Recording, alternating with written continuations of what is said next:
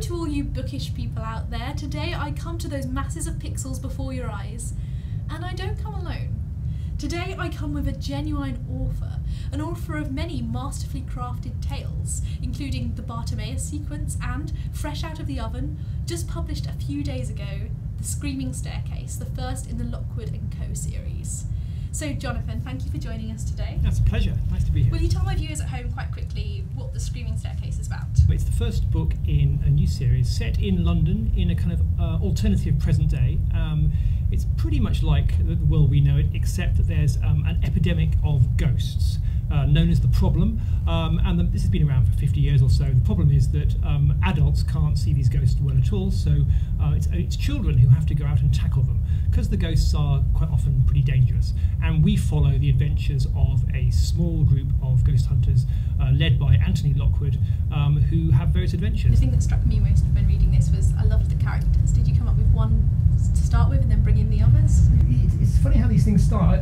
Often it starts with two characters for me, because you kind of need to have two characters to have a conversation. And as soon as you've got a conversation going between two people, sparks begin to fly, a bit of energy gets created by the interaction. And with this, I started out with a scene in which a boy and a girl, who I didn't know their names, but they were walking up the driveway to a house in modern London. They had swords at their belt. They were going to deal with a ghost there. That's all I knew. And I just had them talking and chatting and bantering, and I began to get excited. And the boy was going to be called Lockwood, and the girl wasn't sure, but it was getting interesting. And I had about 2 or 3 pages at the end of the first day, and just this little kernel, and I knew that it was going to take me somewhere. It took months to figure out what the bigger picture was, but that's okay. It's an organic process. How long does it take you to write your average book? God, it's a good question. I suppose a big fat novel, but my novels tend to be 300 pages plus. Usually a year and a half.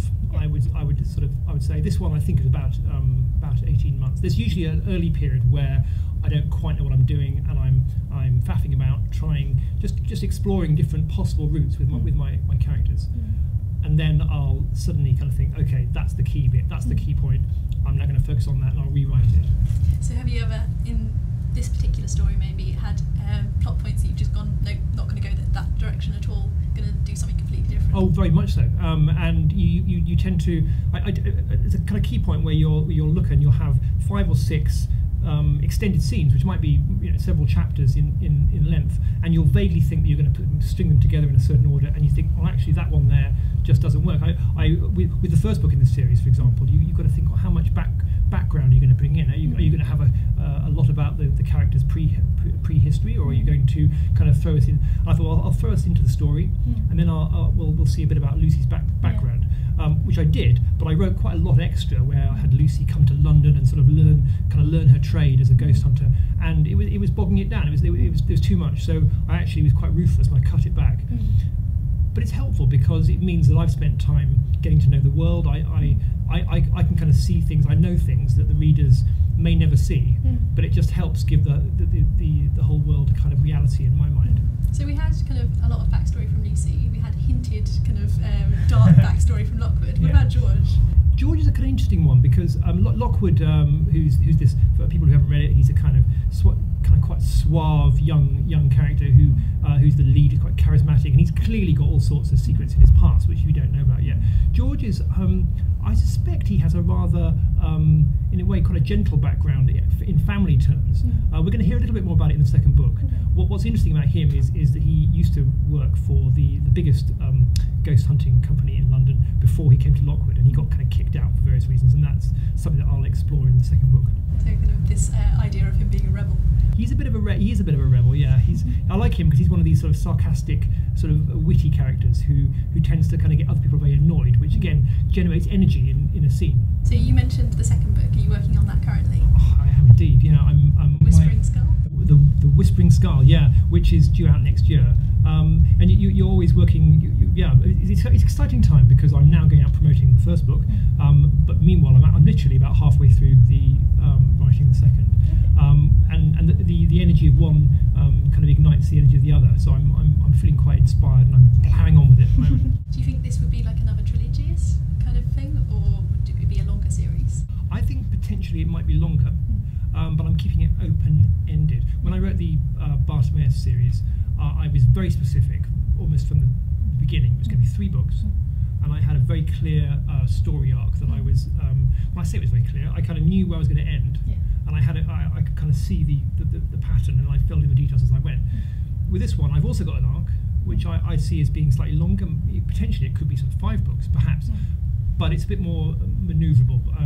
We'll kind of see. I still don't know. I still don't understand how the world works fully. I think you can't know this when you set out to write a series. You kind of have to feel your way. So it may be after 3 books I'll think, well, actually, that's all there is to say about it. I'll draw it to a conclusion. But I feel maybe there's more mileage in it. I noticed you studied English literature at university. I did. And a lot of my viewers are kind of at that age, going to university or at university. Would you recommend English literature as a degree for people who want to be writers? I would, yeah. It's not the only way to become a writer. I mean, I think the key element is, do you enjoy writing? Have you got that kind of that passion, that itch inside you to set pen to paper or fingers to keyboard?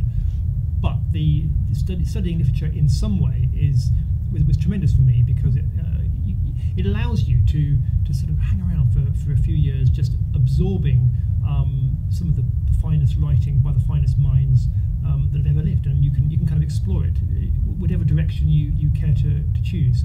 And at the end of that time, you just inevitably will have seen the possibilities out there, and then in your own way, you can just plough your own little furrow, try and contribute in a tiny way. So it worked very well for me. What would be your number 1 tip then for someone kind of sitting down with a story idea? How to get it out? Oh wow!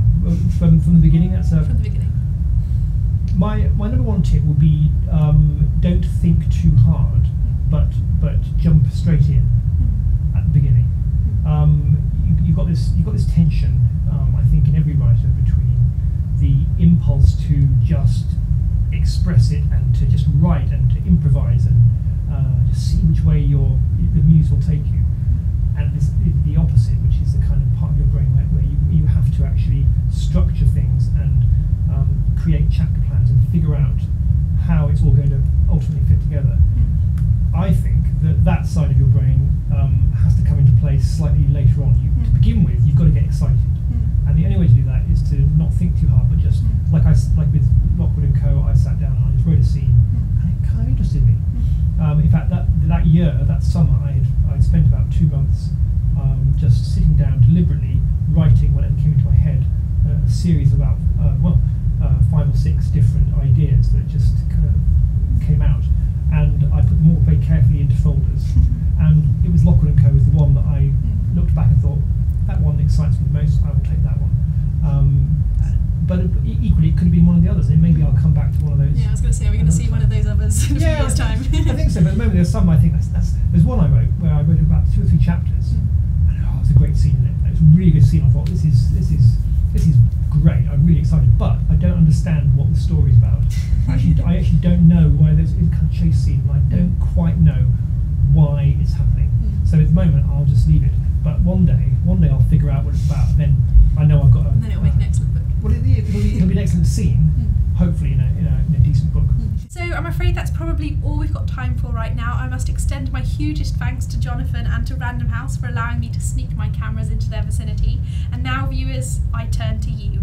Have you read any of Jonathan's books before? What did you think of his interview? And most importantly, are you going to read The Screaming Staircase? Let me know in the comments down below. Other than that, I will see you in my next video. Bye, guys.